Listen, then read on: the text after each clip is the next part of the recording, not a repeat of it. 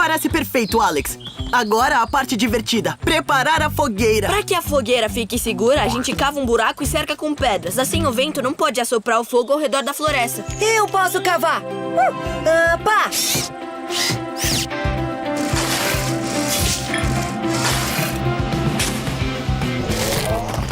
Cavar é divertido. É, muito. Foi mal, Sr. Porter. O que vem depois, Marshall? Fazemos uma quebra de fogo.